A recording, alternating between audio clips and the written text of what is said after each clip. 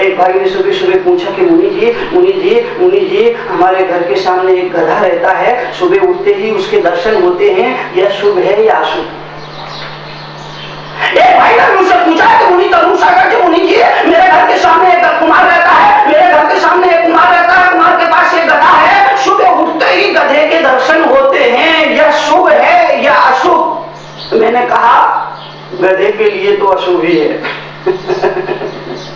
मैंने कहा गधे के लिए तो अशुभ ही है। क्यों?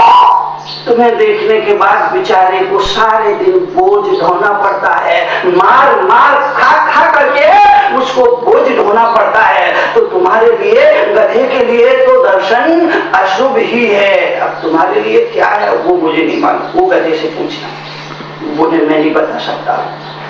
गधे से पूछना, उसके बारे में मैं नहीं कह सकता हूँ, पर तुम्हारे दर्शन करने के बाद उसके लिए तो अशुभ ही है, क्योंकि उसे सारे दिन बोझ खाना पड़ता है, बोझ होना पड़ता है, साथ में मार खाना पड़ती है। मैं निवेदन करना चाहूंगा, गुजारिश करना चाहूंगा, अनुरोध करना चाहूंगा, अगर जीवन में सब कुछ होने के बावजूद भी तुमने उसका सदुपयोग नहीं किया, संपत्ति है और उसका सदुपयोग नहीं किया, भगवान ने अच्छा शरीर दिया पर उसको तो अपने नहीं लगाया, अच्छी वाणी दी मगर कभी सत्य वचन मीठे वचन जिनवाणी के दो शब्द नहीं किए, कानों से जिनवाणी का श्रवण नहीं किया, आंखों से जिनेंद्र के दर्शन नहीं किए, पैरों से तीर्थ यात्रा नहीं किए, मन से भगवान को धन्यवाद नहीं दिया, तो वो गधे का जो वर्तमान है वो तुम्हारा भविष्य हो जाए तो कोई ताज्जुब नहीं।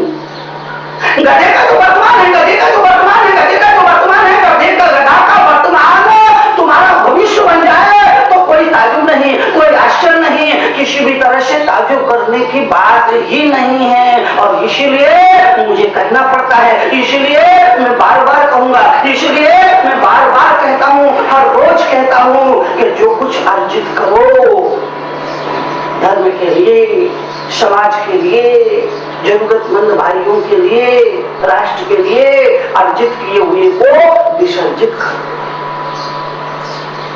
धन कमाना, धन कमाना, धन कमाना, धन कमाना, कमाने के लिए कलेजा चाहिए, मगर दान करने के लिए उससे भी बड़ा कलेजा चाहिए।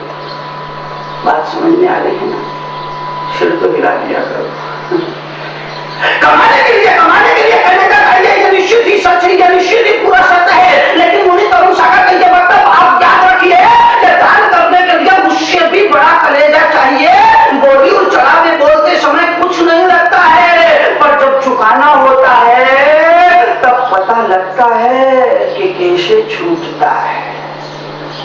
बोली तो बोल दो झटपट झटपट झटपट। बहुत से लोग इतने बेईमान होते हैं, बोली बोल देते हैं, सारों नहीं देते, धर्म का पैसा उसका ब्याज खाते रहते, सालों साल निकल जाते हैं, देते नहीं है, लौटाते नहीं है। बोली बोलते समय भाव में आकर के समाज के लिए, अहंकार के लिए, प्रदर्शन के लिए हजारों लाखों रुपए की बोली लगा दिया करते हैं, मगर जब देने का मौका आता है तो बड़ा नानकुर करते हैं, रो रो करके देते हैं, बड़ी मजबूरी में देते हैं। धन कमाने के लिए कलेजा चाहिए, मगर दान करने के लिए उससे भी बड़ा कलेजा चाहिए।